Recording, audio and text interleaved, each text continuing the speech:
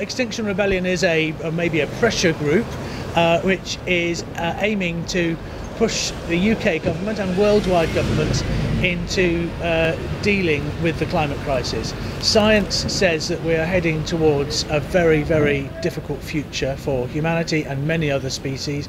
We're in an extinction event. 200 species or thereabouts are going extinct every day. That's obviously unfair for other species, and people are already dying of climate change, and it is predicted to get a lot worse. If we act now, then we can hopefully stave off some of the worst effects of climate change and the extinction event that we're in. This week is the beginning of the big international rebellion in London, and so in York there are a contingent of York people going down on a bus to take part in that, to pressure our government to stop being criminally negligent on climate change. And so they did some publicity in York by dropping a repurposed piece of fabric with "Act Now" on it, because we must act now. We should have acted 30 years ago when scientists started saying, I think climate change is going to be a bit of a problem. But for whatever reason, and different people have different takes on why nobody acted on climate change or didn't act enough on the climate crisis, it didn't happen then, so it has to happen now.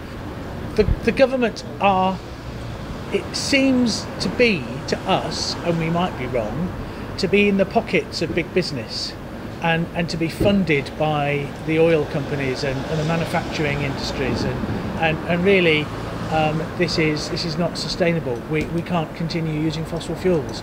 We have a diminishing carbon budget, which, if we go over, we are almost guaranteed to go into catastrophic climate change, which will kill billions of people. I mean, if Extinction Rebellion succeeds, it is likely that people will die anyway, because climate change is happening whether we like it or not. But if Extinction Rebellion succeeds in pushing global governments into acting sensibly and maturely and responsibly on climate change and the environmental degradation that we see around us, then future generations have some chance. Extinction Rebellion's comments and actions come at a time when the government are somewhat focused on Brexit. However, late last month, Number 10 released this statement on their plans to tackle climate change. British scientists and innovators will be able to access up to £1 billion of aid funding to develop and test new technology targeted at tackling climate change in developing countries, Prime Minister Boris Johnson has announced at the UN General Assembly. The Prime Minister will launch the innovative new Ayrton Fund to give developing countries access to the latest cutting-edge tech to help reduce their emissions and meet global climate change targets.